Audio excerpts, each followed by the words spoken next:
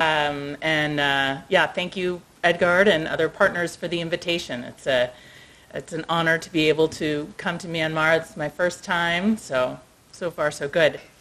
I'll be speaking today about whether Myanmar can benefit from the demographic dividend and the National Transfer Accounts Network that is a network of diverse research teams, as was mentioned, in over 60 countries. And some of these research teams are in academic institutions and universities. Some of them are government institutions. Some of them are in national statistical offices. So we have very much government and academic partnership in these research teams. And there's sort of an overall technical support infrastructure that I'm part of that brings countries into this network to do this research. And as I said, as we are in over 60 countries in the world, it's a very diverse set of countries, from the most high-income, well-developed countries to many low-income countries who are just starting out with sort of national statistical infrastructure. And all of these countries have their own specific concerns about how age and population is going to affect their economies. So we're able to, in one single framework, address many different concerns of many different kinds of countries. So this is really small, but it's just an overview of what I want to talk about. First, address the fact that populations are changing. The whole world is going through demographic transition, and our age structures, our population growth rates, our population sizes are changing rapidly, and those changes are projected to continue. So then the second piece of the talk will be that population affects economic outcomes. And how is that? Well, there are many ways in which population affects economy, but the way we'll be discussing is how the generational economy is configured in different countries. And when I say generational economy, what I mean is the age dimension of economic activity. More about that in a bit. And then we'll discuss actually what the National Transfer Accounts Framework is, how that measures the generational economy, and then how that relates to this concept of the demographic dividend, how we can use NTA, National Transfer Accounts estimates, to understand the potential for the demographic dividend and see how Myanmar might realize that, and how other Asian countries are using NTA to understand the potential for their demographic dividends, or to see if their dividend period is past, to understand what future population aging may do to their economies. And so at the beginning of the week, last week, I was in Thailand. The National Transfer Accounts Asia project had the final meeting of a 5-year project to extend the framework and the methodology to many countries throughout Asia. So we have a lot of really good comparative data on the region now. And but Myanmar is one of the few countries that we don't have a research team in, so there is opportunity there. So part of the reason I'm here. So, and then, so the NTA is a pretty simple framework. It doesn't have a lot of feedbacks. It's not a very, it's more of an accounting exercise. And so the final piece, depending on how much time we have, will be the final sort of square or hexagon down there says it can't be that simple. So then, of course not. There are many policy implications to achieving a demographic dividend, and there are more complex models. And the Counting Women's Work project is one of those extensions of the basic methodology that I hope we'll have time to discuss in detail. So to begin with, populations are changing. Pretty much everyone who is involved in social science development and economic change knows this. The world is ending a period of unprecedented population growth. We will likely never see periods of population growth rates as high as we have seen in the past 50 years. Fertility is falling in pretty much every country in the world. Mortality is falling. Life expectancy is increasing. Population growth is going to be slower going forward. Population age structures are going to be older. In some countries, they're aging very rapidly. Many of those countries are in Asia, Japan, Singapore. In the next few decades, China will be the fastest aging population in the world. Myanmar is also experiencing all of these global trends, but with their own unique trajectory. So just to set the stage, what is graphed here is the United Nations estimates and projections of Myanmar's population, total population size. Now, the United Nations has a very large workforce estimating global population, estimating this data and other data on population for every country in the world. Many countries feel that the UN's method doesn't get them right, their estimates aren't accurate, or their projections don't reflect expectations in their own countries. So that certainly may be the case in Myanmar. I'm not familiar enough with how Myanmar is projecting its own population to know, but this is the UN projections, at least a place to start discussing expectations of the future. So you can see that starts in 1950. I hope that everybody can see that well enough. So in 1950, we have very consistent rapid population growth, but starting here, so this is 2017, and from here it's projection. So this is the United Nations median projection, sort of the best guess of the future. And then we have bands for high and low fertility scenarios. So in the median projection, population growth will be over in about 2050, or before 2050, if fertility is higher, which would be very unexpected. No one has sort of returned to a high fertility, no country has returned to a high fertility regime after having decreases. There have been slight increases in some places, but no big turnaround. So that red line is highly unlikely. The green line is a somewhat more likely scenario. So the blue line involves an assumption that over the long term, Myanmar's fertility will go to replacement. It will go to the level that would keep, that would just about replace the existing population. You still get population decline in the blue line because of the existing age structure. But many countries, it seems that the expectation is closer to the green line, that actually fertility will will keep falling below replacement. And there's no particular reason to believe it'll go back up anywhere. So this is from a great website called Our World in Data, if anyone ever wants to do some productive Googling around instead of Facebook, which I find super depressing these days.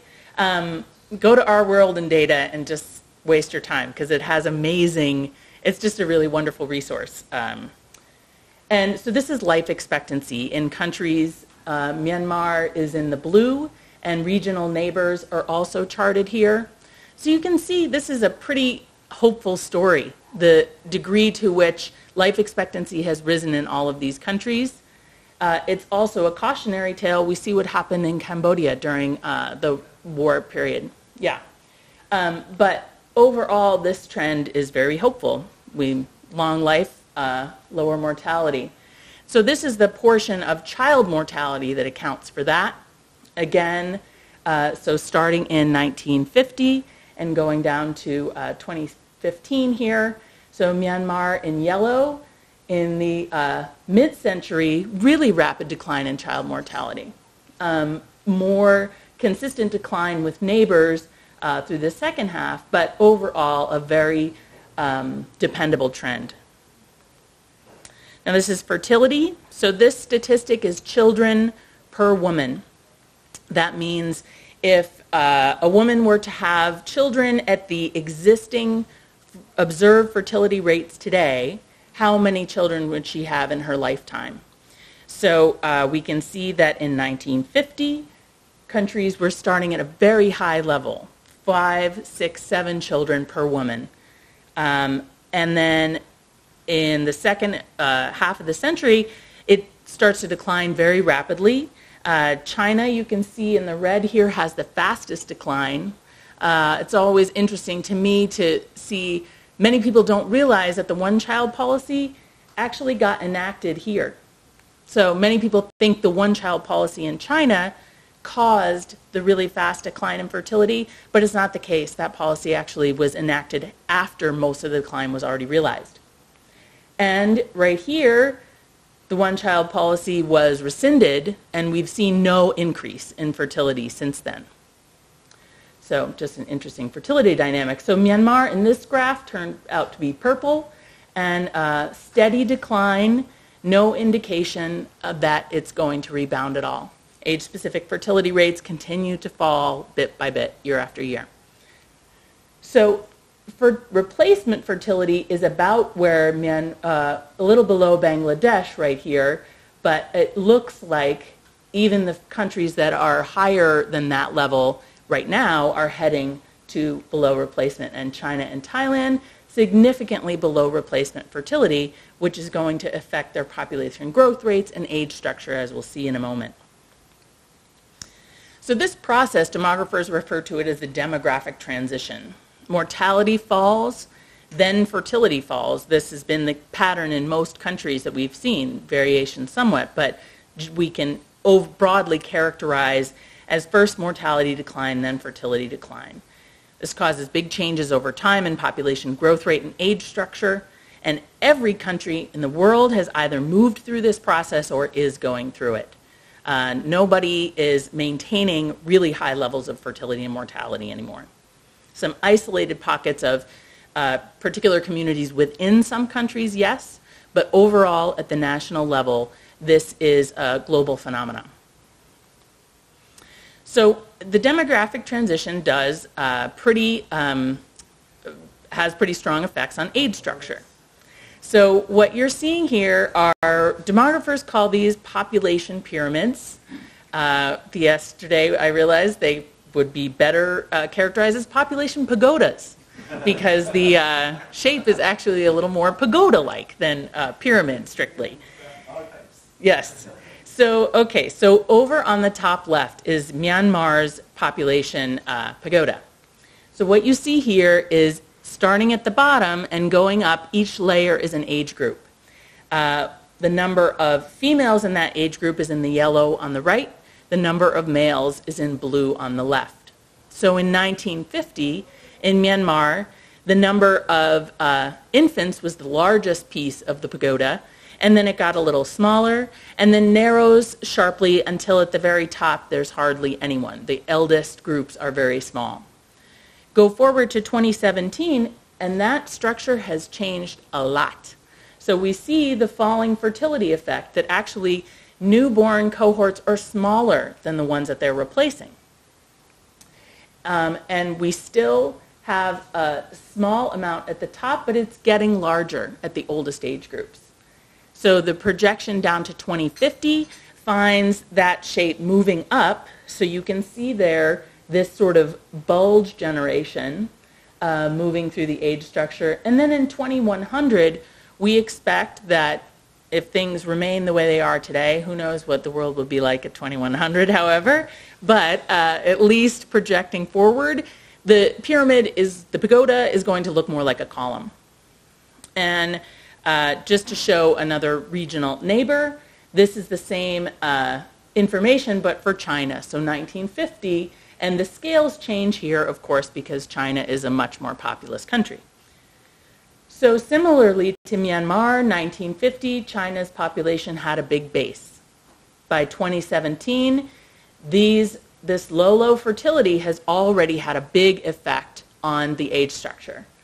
It is expected to be upside down by 2050, just in terms of where the largest groups are relative to the base, and even more so by 2100. And again, the population isn't necessarily shrinking all that much, it's just these scales are changing.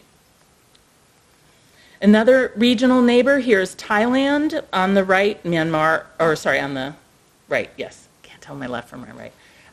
So Thailand still contrasts with Myanmar. Similar story, though, that there is low fertility now, and it's going to move through the age structure. So this is what gives us the idea of the demographic dividend. That these guys, right now in 2017 in Myanmar, this is 10 to 20, they're going to enter the labor force in the next 2 decades. And so you'll have a very large labor force relative to the number of children that they have to pay for in their households, that they have to educate through their taxes, and also still relatively few elders who they'll also have to support through either family transfer systems or public transfer systems. So this is where the idea of the demographic dividend comes in. You have this big generation, you have your overall population favoring productivity over consumption. So the population growth rate, speed of the overall population growth affects aggregate economic growth. That's one thing that I didn't talk about with the age pyramids, but it's something that, at least in terms of direct foreign investment internationally, sometimes your economy will look better if you have the prospect for population growth, because they expect that there could be more economic growth from that as well. Age structure affects social organization of families and households. That depends on how much the family transfer system is important. This is a big difference between countries. In European countries, much of the transfers for human capital and old age pensions and social protection happens through the public sector. In Asia, it's much more common that governments rely on families to take care of these needs. So economic life is age structured. This is the basic reason national transfer accounts exists, that our economic lives involve life cycle processes of learning, working, accumulating wealth, and retirement. Those age-determined economic activity. Consumption changes by type and level as we age, and transfer systems are structured by age. We get taxes from working people, and we transfer those to invest in children's human capital and maintain elders' consumption. So the generational economy determines how much age structure changes and how age structure changes will affect our economy. This generational economy is sort of an NTA concept, and we say that it's the way that people produce, consume, share, and save resources by age. So it can be measured by the national transfer accounts. Now, I could talk for a really long time about the technical meat of doing these estimates, but I'll try just to give a general flavor. So we take as our starting point national accounts. GDP, total consumption, every country has some architecture for estimating these aggregates at the national level every year. So we take those as our starting point, and then we use household surveys and government, whatever is available from our governments, to disaggregate those numbers by age. So instead of getting one number for a year of GDP, a measure of total production, I want to know by each age group how much each age group produced. Then also, because we're interested not just in the production and the consumption, but the transfers, we estimate intra-household sharing models. So what I mean by that is that if I can estimate how much each person in a household by age earned from their labor or earned from asset income, and then I can estimate how much each person in a household consumed, I have a sharing model that satisfies the consumption needs of people who earn less than their consumption by transferring from those who earn more. So here's one example of results that we get from the National Transfer Accounts project. What these are different age profiles from regions of the world by World Bank income groups for labor income. So instead of a total aggregate level of labor income for a year, this is that number pulled apart by age per person in each age group. So it's an average, and the y-axis here is in units of average labor income for peak working ages. So in terms of what the number means, it means sort of units of yearly income of peak working age people. So what we see here are differences in these groups. So the highest income group has the latest entry into the labor force because these young people are spending more time in education. And then the lowest income group, that's the opposite. There's earlier entry into the labor force. And then everybody is sort of going up with age as more people enter the labor force. And then over on the other side, we can see that the highest income countries have earlier retirement that bends down at an earlier age. And then, as you'd expect, to the lowest age group where there's more of a need to keep working and as long as possible, less of an ability to actually retire from the labor force. So this now is the same idea. So there are per capita by age schedules for different regional averages of now consumption. So overall, consumption is lowest for the youngest people, and this is consumption of market goods and services. It increases until adulthood and then is broadly flat, but we can see important differences in these in this characterization by income group. So the richest countries are spending the most on young people. So these are higher levels of investment in education, in health, also just in broad consumption, but generally the biggest factor in those differences is health and education. And then over here, the biggest difference in the fact that the blue line rises so sharply is that right now rich countries are spending a whole lot on the health care of their older populations. In some places, it's mainly through long-term care mechanisms, say nursing homes and institutions. In other places, it's just that health care is very expensive. And then older people, even though we saw that they're earning more labor income relative to other regions at these ages, they're spending the least. That's because they're sharing with other household members, they're transferring down to adult children and grandchildren. Okay, so this is sort of a mess, but at least I wanted to show you what some of the individual country lines in the region looked like. So this is consumption. Again, now this is scaled to total consumption, so everybody sort of meets it at 1 in the middle, compared to sort of 40-year-olds' consumption. What do these look like? So up here, China, you can see that there's a lot of consumption by young people relative to the older age groups, and that is a lot of private education. Chinese parents are spending a lot of their own money to invest in their very small number of kids. And so part of that reason that this is so high is the fertility aspect, because they can take the same amount of money invested in just one child, so that child consumes a lot more than in a place with higher fertility, where there's sort of a household pot of money that's invested in maybe 2 or 3 children. So we have China up here, Japan in green, Thailand. I wish I had Korea on here. They sort of fell out. But anyway, and then on the lower side, there's Cambodia. In the yellow is, who's the yellow? India. Bangladesh is the next one. And then out here, we just see Japan again with this really sort of expensive long-term care provision system. And then much lower in the other countries.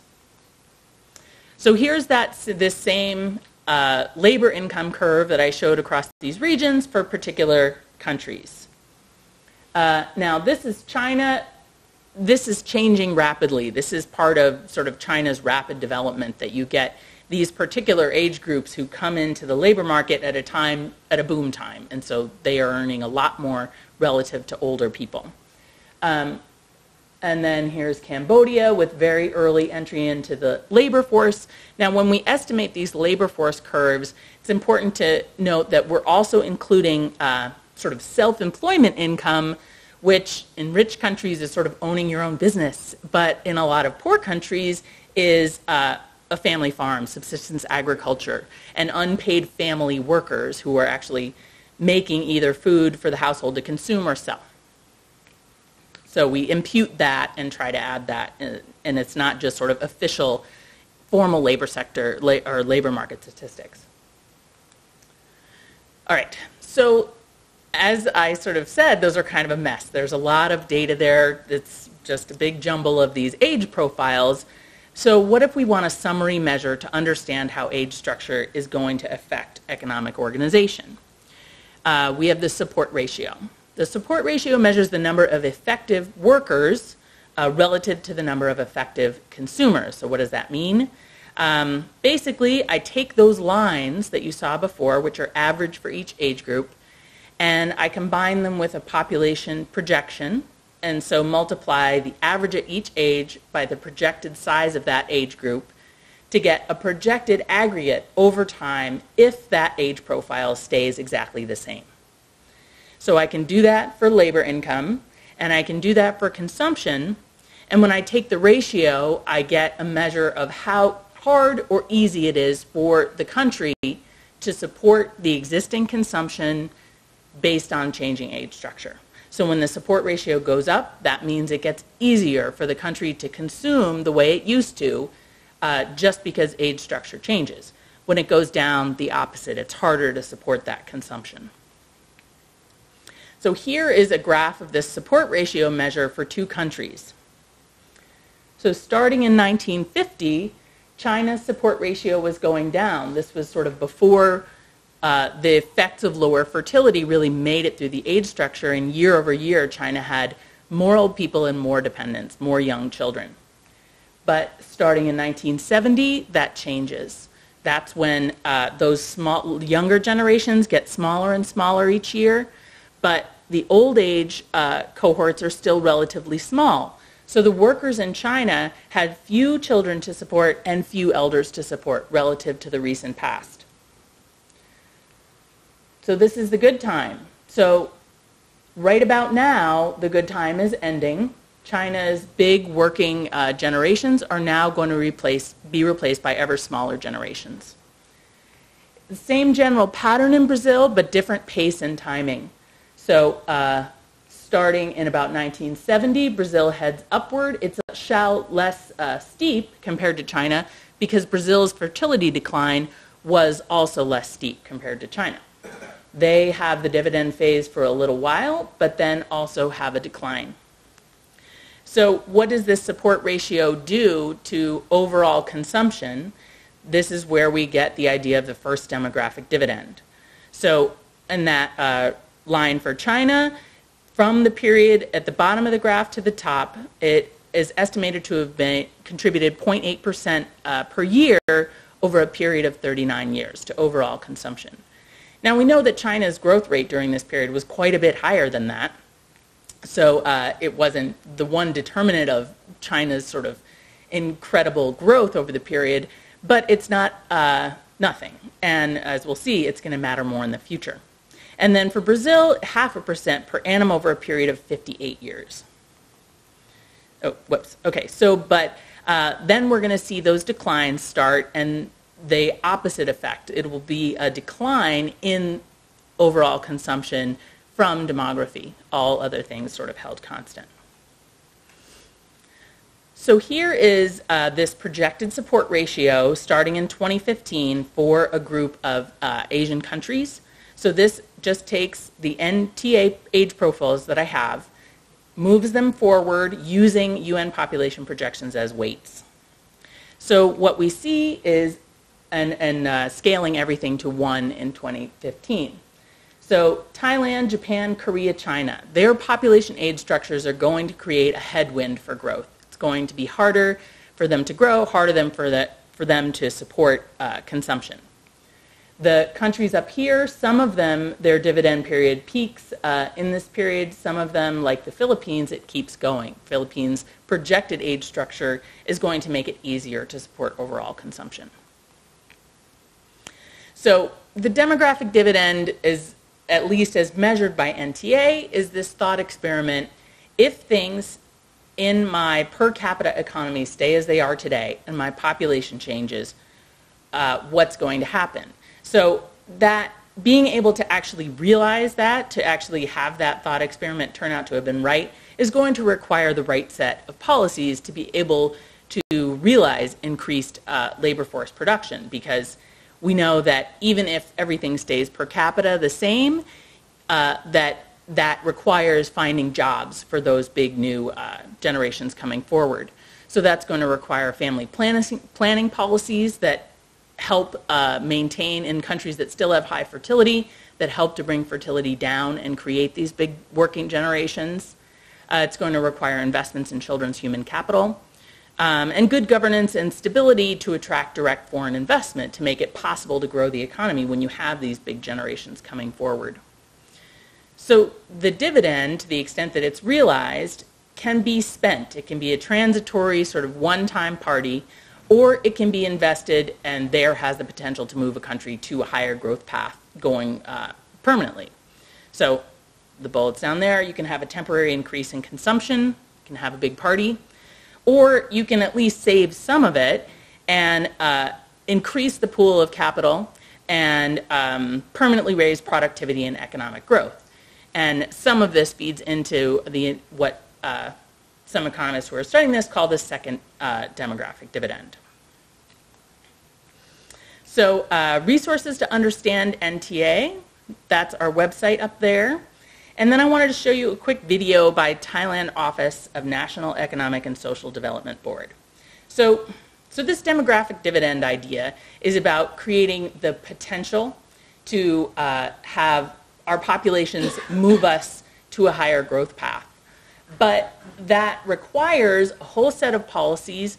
And so demographic dividend as a policy tool is really trying to motivate policies that are a good idea all the time. It's never a bad idea to invest in children's health. It's never a bad idea to invest in girls' education. It's never a bad idea to have good governance. But what demographic dividend analysis is trying to sort of add to this is that there is a time dimension to this. It might be always a good idea to educate girls, but it's a really good idea if you can educate the girls who are going to be in their peak productive ages and who are going to be a really big generation in, say, 20 years. So, and what the Thailand group did with this video is basically try to get the idea of the age dimension of economic activity out into the population. So there's our website. So let's see if this comes off. So it's in Thai.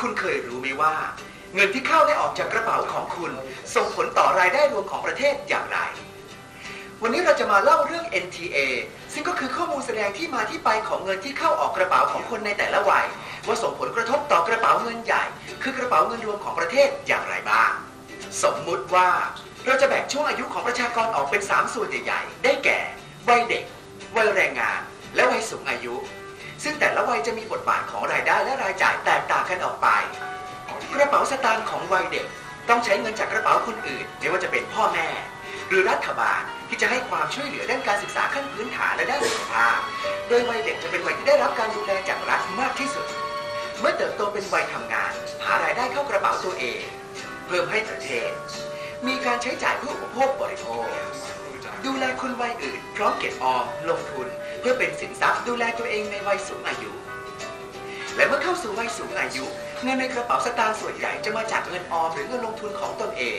รวมกับสวัสดิการจากรัฐซึ่งหากมีเหลือจากการบริโภคอุปโภคจะมีการโอนไปให้วัยอื่นๆด้วยจากข้อมูลข้างต้นจะเห็นว่าวัยทำงานเพียงวัยเดียวที่มีรายได้พอจะเป็นรายได้ของรัฐส่วนวัยเด็กและวัยสูงอายุยังคงพึ่งพาสวัสดิการของรัฐและวัยแรงงานเนื่องจากมีรายจ่ายมากกว่ารายได้เมื่อประเทศไทยมีคนวัยทำงานน้อยลงคนสูงอายุมากขึ้นจึงทำให้เงินในกระเป๋าสตางค์ของชาติน้อยลงซึ่งจะมีผลต่อคนทั้งประเทศปัจจุบันประชากรวัยแรงงาน10คนต้องดูแลผู้สูงอายุ3คนและเด็ก2คนแต่ในปีพุทธศักราช 2568 ประชากรวัยแรงงาน10คนจะต้องดูแลผู้สูงอายุ4คนและเด็ก3คนและในปี 2578 ประชากรวัยแรงงาน10คนจะต้องดูแลผู้สูงอายุถึง6คนและเด็ก3คนนั่นหมายความว่ารายได้รวมของประเทศจะลดลงเมื่อเทียบกับรายจ่ายและวัยแรงงานที่มีจำนวนน้อยลงต้องแบกรับรายจ่ายของทั้งประเทศ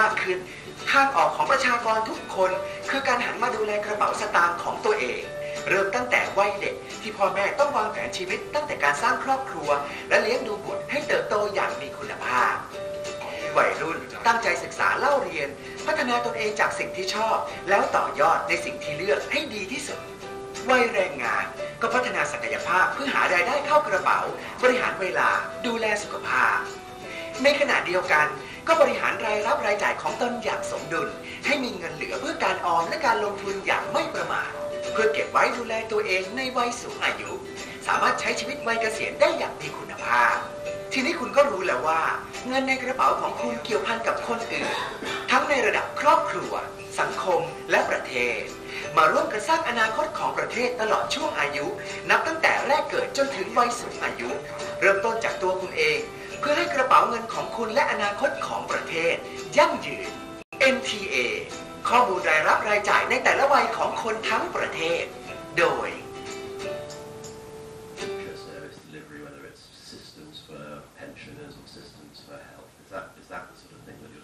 Yeah, most definitely. So let me see. Okay, so first, what Myanmar would look like on this graph. So to start off with, part of that is we don't know, because we don't know what Myanmar's age profiles look like. If we assumed they were something like a cross between Cambodia and Laos and sort of other nearby neighbors, Thailand and Vietnam, the whole region, it would have the same shape as China, but sort of pushed over and not quite. It would be a little less steep, more like Brazil. So the China peak for Myanmar, would, at least in terms of population age structure, will be about 25 to 30 years later, because of when the fertility decline really got going later in Myanmar than China. But depending on sort of how much right now is going to labor income by age versus consumption by age, what the support systems look like, might change that a little bit. But overall, that snaky pattern is kind of, that's what age structure does. And then the profiles will mitigate that a little bit. And then the second question about sort of consuming, and so consuming the dividend versus investing it. So this is sort of the point at which you could decide whether if I have no public old age support system at all, say I'm just relying all on families, and then I look forward, as China is doing now, and saying, okay, given my family support system, I'm going to have plenty of working people who have 2 or more elders to support in their household. And that is unsustainable, and that's too risky, because plenty of those elders will actually have no adult children. When in countries also like in Japan, where childlessness is high, you can't really rely on a family structure. It's too risky. So implementing a public policy or a public transfer system, am I going to make it a direct transfer? So like a pay-as-you-go system, where I'm taking money directly from workers and giving it to pensioners? Or am I going to try to have some role for a funded scheme, that I'm going to implement a funded scheme so that there's a growing pile of capital? So that is going to be more towards the investing side. So that is able to then say, okay, I have fewer and fewer workers relatively over time, but I have a bigger pool of capital to invest in them. So that's what one of the big policy messages would be from national transfer accounts. Certainly there's a role for pay-as-you-go pensions. There's definitely a role for social protection for elders who are the most vulnerable to not being able to meet their consumption needs.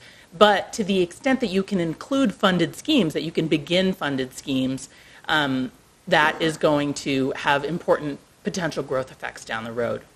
What else was I going to say about that?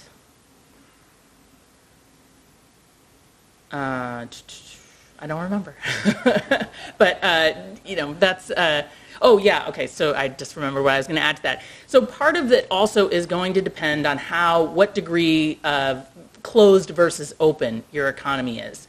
So if you have a small open economy, then that capital is going to have constant returns, and you might have these dynamics. Also, it might sort of go overseas and then not help you. If you have a closed economy, the more capital you have, that is going to potentially drive down returns, drive down the interest rate, and you might have an equilibrating effect that's going to undermine the potential growth effects of this growing pool of capital. So there's a much more nuanced and detailed story to tell about this, but at least for policy decisions, we feel that the NTA approach to discussing these is at least much more straightforward for policy purposes than like a general equilibrium model that has all these feedbacks and requires 2 PhDs to understand, and is no offense to those with 2 PhDs, but it serves a very different purpose from something that's much more straightforward. So thanks. On the details, it's really nice to get a presentation on something so fresh. And I just want to ask 2 questions. The first one was, I think there was a graph showing Brazil and China and their current trajectories. I just wanted to... Support ratio? Yeah, on the support ratio. I just wanted to understand where Myanmar might fit into that schedule. Just you may have referred to it earlier, but I just wanted to check that. And then, secondly, you made a point about countries that are experiencing or about to experiencing a demographic dividend. They have a choice to sort of consume or invest. I'm just wondering what that means in terms of sort of public policy. I mean, I assume it means something along the lines that if you're having a demographic dividend, the income to consumption ratio is to your advantage, and therefore government revenue per capita is increasing, and therefore governments have a greater opportunity during that time to invest in future service delivery, whether it's systems for pensioners or systems for health. Is that the sort of thing that you're talking about? Yeah, most definitely. So let me see. Okay, so first, what Myanmar would look like on this graph. So to start off with, part of that is we don't know, because we don't know what Myanmar's age profiles look like.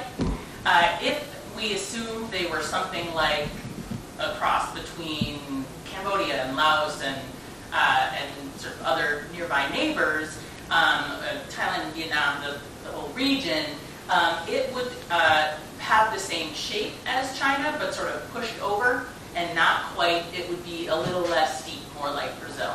So the China peak for Myanmar, at least in terms of population age structure, will be about 25 to 30 years later, because of when the fertility decline really got going, later in Myanmar than China.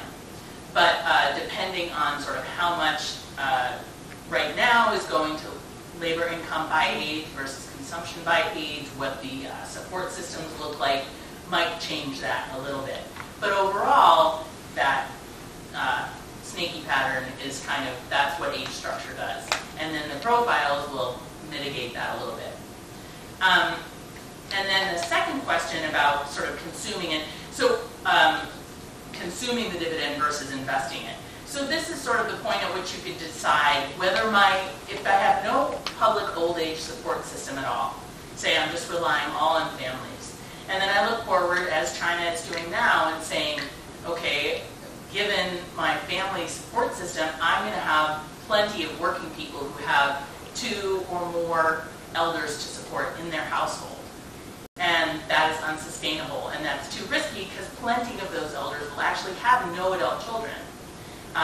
When in countries also like in Japan, where childlessness is high, you can't really rely on a family structure. It's too risky. So implementing a public policy or a public transfer system, am I going to make it a direct transfer, so like a pay-as-you-go system, where I'm taking money directly from workers and giving it to pensioners? Or am I going to try to have some role for a funded scheme, that I'm going to implement a funded scheme so that there's a growing pile of capital? So that is going to be more towards the investing side. So that is able to then say, okay, I have fewer and fewer workers relatively over time, but I have a bigger pool of capital to invest in them. So that's what one of the big policy messages would be from national transfer accounts. Certainly there's a role for pay-as-you-go pensions. There's definitely a role for social protection for elders who are the most vulnerable to not being able to meet their consumption needs. But to the extent that you can include funded schemes, that you can begin funded schemes, that is going to have important potential growth effects down the road. What else was I going to say about that? Is a kind of an open question. I mean, it's not Okay. a question, Yeah. it's more a Yeah. reflection. Yeah. Wow, thank you. I couldn't have planted a bunch of better questions to sort of have the chance to discuss some of the things that I didn't really have time to bring in, but just more complex issues. So first of all, on the migration issue. So we have many countries in the National Transfer Accounts project. And again, to emphasize, we have something like 68 countries now, and it's sort of growing all the time. So each country research team, whether they're an academic group, whether they're a government research or think tank, or government accountants, has its own agenda and can modify and can add to the methodology to answer its particular most pressing questions. So, for example, the Philippines, the role of migrant labor is very important for them, and they have a big infrastructure at the government level to monitor migrants and whether they consider how long the contracts are, whether they're short-term migrants, long-term migrants, are they residents, are they from overseas. And so they have a big extra sort of piece of the analysis to figure out how much money is coming in from migrants, or how much of sort of migrants are leaving and not coming back. And for them, it's important to have analyses saying the extent to which migrants do come home is keeping us from losing, X percent of GDP growth a year. So that's really useful for them in policy discussions of talking about maintaining all the infrastructure around immigration instead of trying to fight it or instead of ignoring it.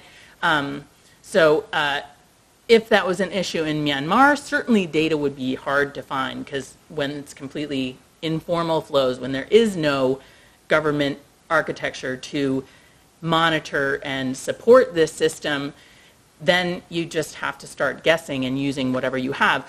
But also I find that really a lot of good analyses can be done using the sort of guess, or as you would call it, because you don't want to write guess in your report, scenario-based, am I right? A sort of scenario-based analysis that if the migration is thus, then we see these kinds of costs and benefits, and alternative scenarios as you can come up with them reasonably. All right, so then the issue of subgroups in the country. So this is a big issue for the network as a whole. Hopefully I'll get a little time to talk about our first sort of big disaggregation effort, which is to disaggregate by gender. So each one of those lines, as you noted, is an average for everybody. But when there are really distinct sort of subgroups, that average doesn't represent a single person. Also, in the face of inequality, that average is affected by the big skew that inequality has in any average. So we're working on, and we already have the methodology, just need the time and data sources to allow disaggregation of those lines. And so then you can look at questions such as, is my public transfer system taking from one group and giving to another in a way that is either unfair or inefficient? Or say, is inequality different by age group? Do I have poor children and rich old people?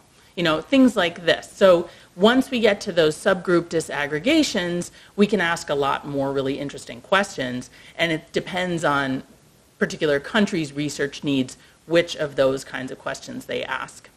All right, and then, general sort of the political economy idea is we are very agnostic about, what you should do. I can make general recommendations of sort of costs and benefits of different things, but we are a network of country teams, and so each country team is sort of facing the political landscape in their countries in their own way.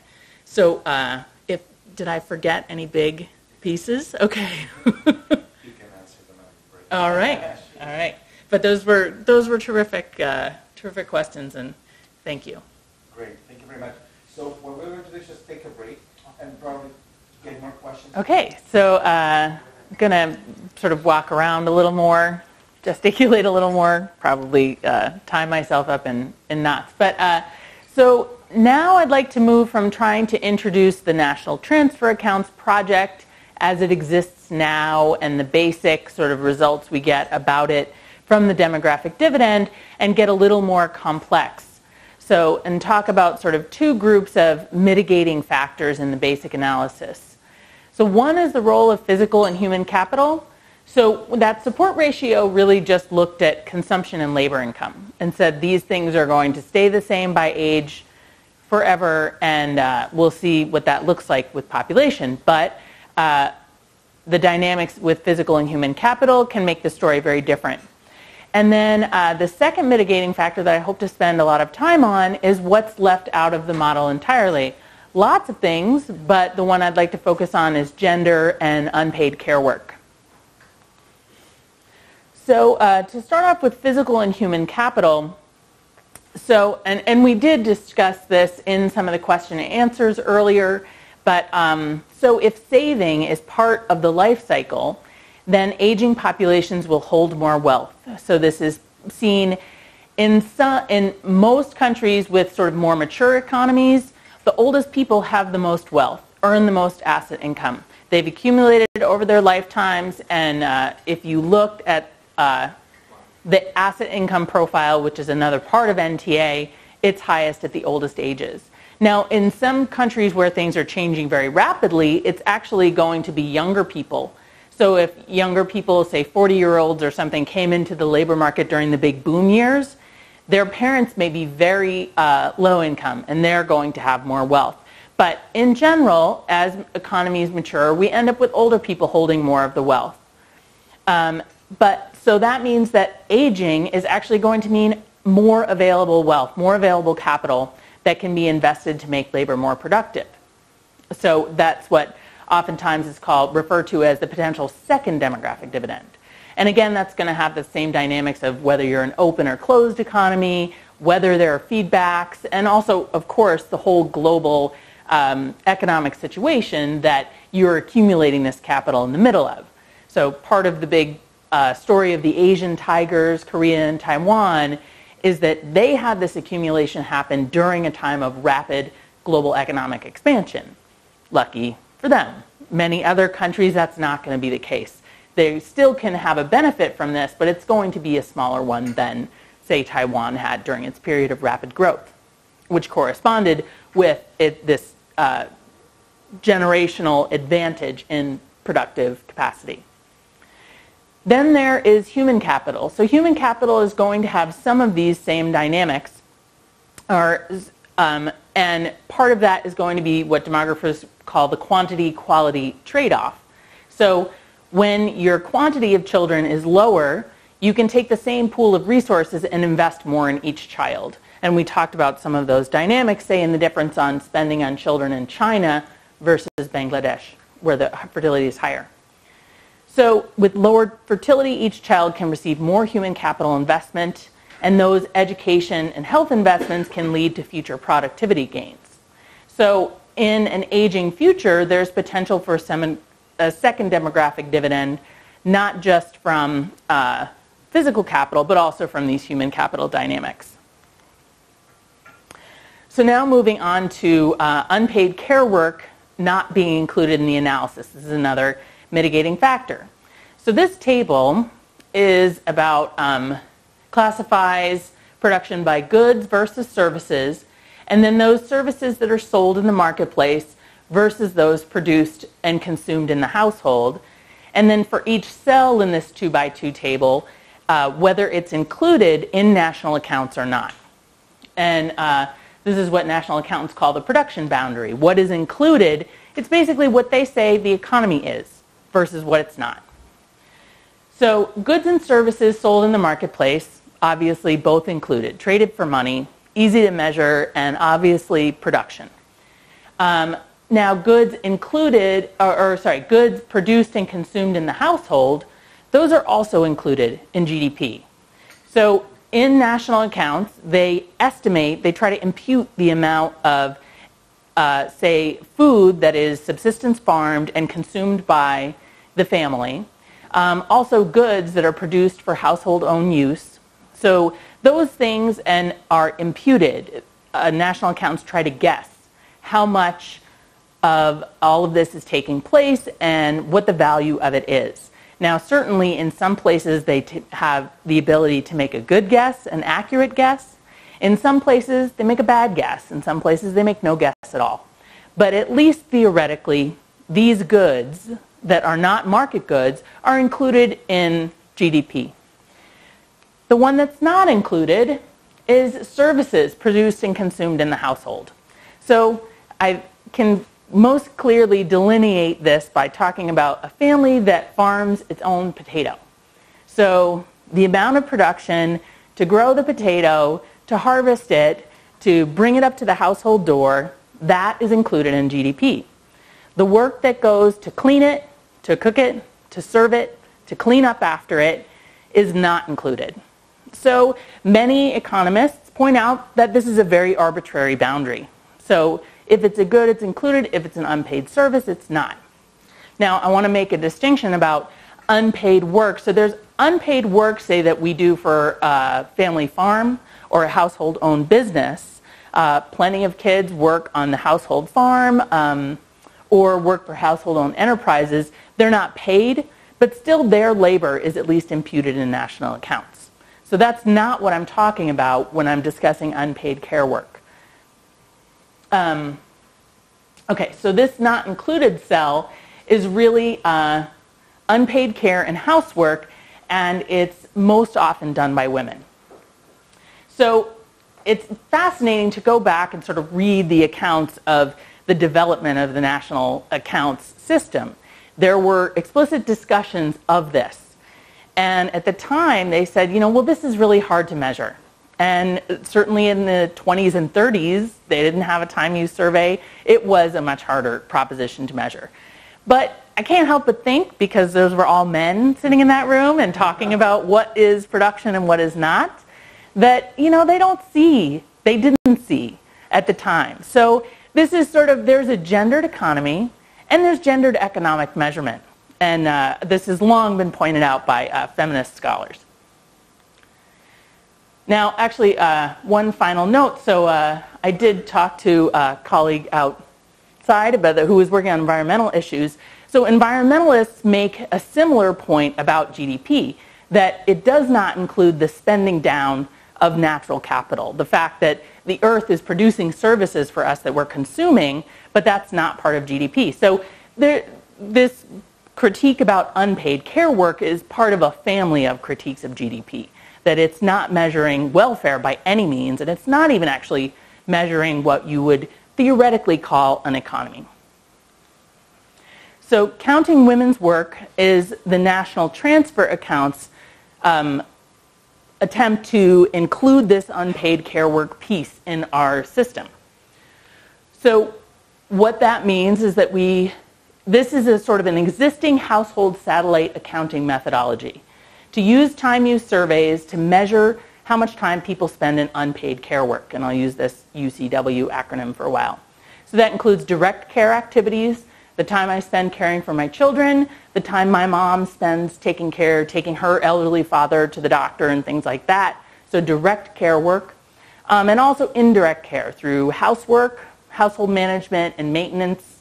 Basically the work that invests in children's human capital, that enables market work by household members, and that keeps the household system running. So once I know how much time people spend on these activities, then I value that time by a replacement wage. So there are lots of ways to do this, and the way the national transfer accounts system imputes a market wage at this time is to use a replacement method. So as to ask, if I didn't spend an hour cooking for my family and instead I wanted to pay someone else to do that hour, how much would they earn doing that work? So this is in contrast to the opportunity cost method, which would value the time by saying, if I didn't want to do that cooking myself, but rather wanted to use that hour to do more demography, how much would I earn? So you can see that those are very different. I earn a lot more as a demographer than the average cook does, thank God.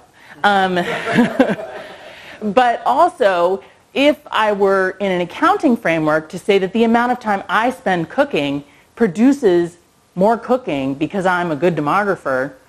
So, in an accounting framework, I wouldn't want to say that.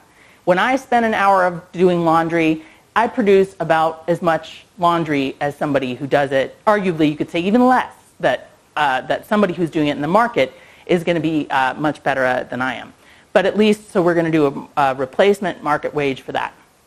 And then not only am I going to estimate how much of all of this care work is produced, I'm going to impute the consumption so that I'll get not only the labor income version for unpaid care work, I'm also going to get the consumption curve, time. So I take all the hours my economy spends on market work, all the hours my economy spends on unpaid care work, and compare the shares. So then when I apply these imputed wages, I get the orange bar. So unpaid care work value as a proportion of the total money produced. So you can see that the bars are very different, and that in most all the countries, the orange bars are significantly lower than the blue bars. So why is that? That's a lot of reasons. One is that the imputed wage for all of these things is very low. So is the imputed wage low because those are very low productivity activities? Or is the imputed wage for these things low because of a history of gender discrimination, which said that child care is performed by women, we don't have to pay them very much for it, so child care workers, teachers have a low salary. Or that, say, women are the only ones who can be teachers. So there's an enormous pool of labor to be teachers, so the wage, the sort of market wage that comes out of that big pool of potential workers is lower. So our estimates aren't able to see sort of which factor is at play in these countries, but can at least be a tool to highlight that difference, that there's a big gap in how much time we spend by gender as at work versus how much we earn, and in the market as well. So here's an example from India that shows the full set of accounts. So over here in green for India, and granted this is kind of old, but so male labor income, and this is monetary value, female labor income in India, and then here's the single-sex consumption. Our tools are not really able to look within households at gender discrimination very well, so I am generally just showing the one line for consumption. But what you see here on the market side is that women are never earning more for any age group than their consumption. So pretty much all, on average, every age group of women is having to receive a transfer from men. But you look at the national time transfer accounts, which is what we call in accounting women's work, this sort of unpaid care work version of our accounts, you see the opposite. So there's a lot of this production by women and very little by men. You also see a really different consumption pattern here. So in market goods and services, children are the least expensive of any age group. In terms of unpaid care work, they're the most expensive. So if you are thinking in terms of an economic analysis about the costs of children, or whether, say, fertility is artificially low because it's too expensive to have kids, you want to include this in your analysis about the cost of children, or you're missing most of the story. And then finally in the purple, here is when we put these two pieces together, what you see is a life cycle that looks a lot more similar for men and women. So this sort of household system of exchange is very much at work in India. It's at work in every other country we've looked at, mine included, very much so. On average, there are plenty of households where women are earning more than men and providing all of their own consumption, but on average, we still see in every country this sort of household system of specialization, the gendered economy, that we really live in, we have different economic lives. So here, this is now just going back to only thinking about market work. So in a lot of planning, countries with a rapid aging problem are talking about the future of their economies, that they need to close that gap between men and women, that labor. So India is very much salient of this gap, and they are talking about how to close it. So And the reason that they want to do that is that in a future of population aging, where are your workers going to come from? That's a potential pool. So this graph shows how much closing those labor income gaps has the potential to sort of solve the support ratio problem that aging brings. So the dark bar shows our average annual rate of change in the support ratio from 2014, I did this a few years ago, to 2050, if everything stays exactly as it is today. So that's sort of my basic support ratio. The lighter bars say, what if I'm able to close that gap by 50%, the gap that you saw in labor income for India. So for India, that's going to take what would be a modest increase in their support ratio and make it a really big increase. So India has, because their labor force participation is so different, there's great potential here. Uruguay was a quite a bit older Latin American country. If they close that, and also has a pretty big gap too, if they close that gap, they would get a substantial increase. A country like Argentina goes from negative to positive, as does Mexico. Same for US, Costa Rica. For China, it will help, but it won't get you all the way there, because China's labor force by gender, participation by gender, is the gap is not that great. So there's not as much potential there. Certainly there's a wage gap that still needs to be addressed, but it's not as big as in many other countries. So it will help China's aging problem, but it can't solve it. But this is the kind of analysis, at least, that we can offer countries to understand, if you push on gender equality, how far along the road to solving this support problem could you get? Now, another thing that we tell countries when we talk about this stuff, or when we write up policy analyses, is that, as you saw, unpaid care work, women are already doing plenty of work. And this graph for that same set of countries that I showed but first shows how much so. So this is just in terms of time. The green bar shows differences, each bar shows differences in average hours worked per week for these peak working ages, age 30 to 50. So specialization. So if it's above 0, men are doing more of it. If it's below, women are doing more of it. So men in every one of these countries are doing more market work than women on average. Women in every one of these countries are doing more unpaid care work than men. And in places like Mexico and India, we're talking the difference of like full-time jobs. You know, this is 30 to 40 or more hours a week. And then we also see that in every single one of these countries, in this age group, women are doing more total work. So any country who is going to try to increase female labor force participation, unless they want to endanger the well-being of women, or perhaps spend a lot on a policy that doesn't go anywhere, that doesn't have any uptake, people don't choose to work more, we'll have to reckon with unpaid care work. So either through trying to provide more market sources, provide more child care, after-school programs, things like that, to make it more possible for women to reduce some of their unpaid care work burden and, say, shift that time to paid work, or are going to have to try to get men to do some more of it. So this shows, support ratios, this is one example for Mexico, how adding these different factors affects the overall sort of thought experiment of this support ratio, that what's going to happen to it as my population age structure changes with adding different aspects.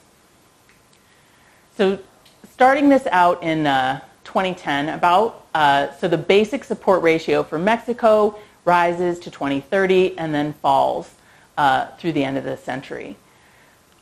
If I add unpaid care work, it goes up, it starts falling much later and ends up higher. Now, it's sort of the thought experiment gets a little weird here, because unpaid care work is time. So what this thought experiment now is saying, so my population's going to get older, there will be fewer children in it. That means women will have a decreased burden of childcare. I'm not going to have to spend that much time, transfer that much time to children if I have fewer of them. So if I turn every additional unit of free time that I get from having fewer children to care for, and then I turn every one of those minutes into market work, that's what I would get on the effect of my support ratio. Now, of course, women may just choose to, or households may choose to allocate that time towards more leisure or towards more intensive care for fewer numbers of children. So there could be a quantity-quality trade-off in unpaid care work time, just like there is in market goods and services.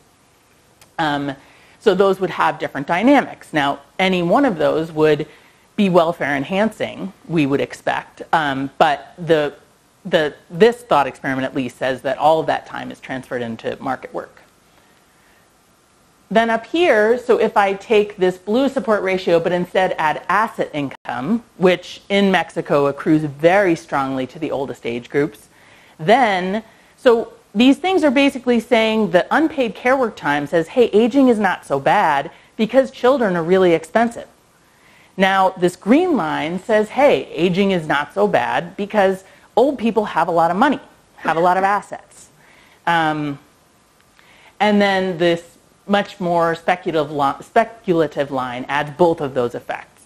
And you can see that you're really in a much different world about population aging. So that's another thing that the National Transfer Accounts Project has tried to emphasize, that there are all of these mitigating factors in a future of countries really worried about aging populations that actually might make below replacement or somewhat low fertility not so bad.